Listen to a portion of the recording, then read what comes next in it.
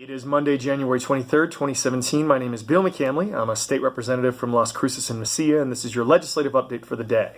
We are into our second week of the legislative session, and committee meetings started today.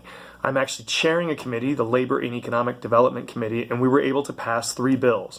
The first would allow for more broadband access in the state. It would basically say to a city or county, if you're doing road construction or you're opening up a sewer line, that different broadband companies would be invited to place fiber optic cable, and anyone could do this, so Comcast, Xfinity, the local co-op, whoever, and place those lines in there, and that would save costs and allow for more broadband access to houses and businesses, and I'm hoping that that actually goes through and passes the entire legislature. It's a good bill. We talked about and passed a reoccurrence of the solar tax credit for the state of New Mexico and how it would step down, so we would put it back at 10% and have it step down over a series of years. That's a good bill. I hope it passes, but usually that requires some kind of fiscal ability at the state to do that. That wasn't for our committee, that's for the Taxation and Revenue Committee, but it's been sent over there for their consideration. We also passed a bill that would that would actually force New Mexico to spend more of its money on resident businesses. It would say 33% of the contracts that you have to give out to the state have to be completed with resident businesses in New Mexico. It's very complicated, and it may not be where it needs to be yet, but the theory is good, which is we need to have more money coming back into the state instead of just having going out of state. And that might be a little bit more expensive for the state government, but that money recycling through the community as people here in New Mexico get paid helps with our tax base and helps with our jobs, and there's a lot of good things to say about that. On the floor, we completed the last of our quote-unquote solvency bills today, so I went pretty in-depth into that on Saturday. Luckily, we've come up with a better solution for schools. So what we said was, yes, that schools are going to have to help us through this budget deficit, but we're going to hold people at 4% of their reserve. So if your school district is below 4%, we're not going to ask you to pay anything else. And if we're only going to ask those people that have above 4% to go to that. And that allows school districts to continue to have a reserve account and allows them to keep functioning. For instance, that means in Las Cruces Public Schools, we go from asking them to have a $3.5 million hit to basically a $50,000 hit. And that was something that I was very content with. And we did that by working on another bill where we actually take some money from what is called the Water Trust Fund. Now, this fund has a lot, like $90 million in it. And all we're saying is we're not going to put any more into that this upcoming year, and that gives us about $10 million.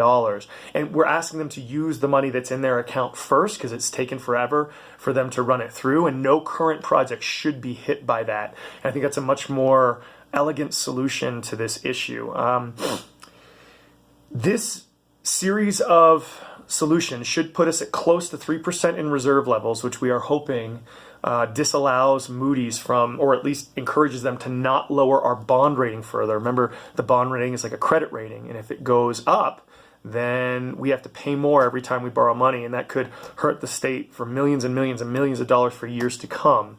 And it also closes our current hole, so it leaves the state treasurer without going to jail, because if he writes hot checks, it's actually a 4th-degree felony.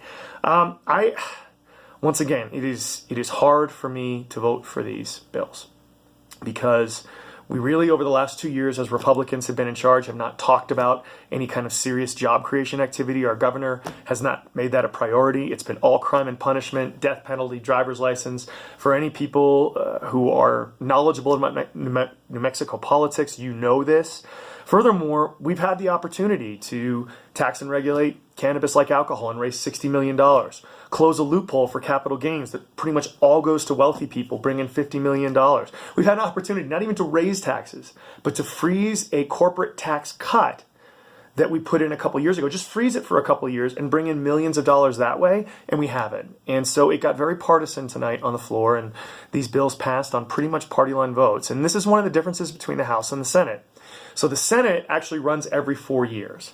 And they've got some people running their body that have been around and have had relationships with each other for 20 and 30 years. So they passed a lot of these solvency packages, either 42-0 or 41-0 or 40-2. Everything in the House is all about election cycles because we run every 2 years. So basically, we're constantly running for office, and that means everything comes down to a partisan vote and trying to get people on hard votes. So, for instance, the Republicans put a amendment on the table tonight where they said, we're going to take money out of legislative retirement to help pay for this instead of education. Well, that's unconstitutional.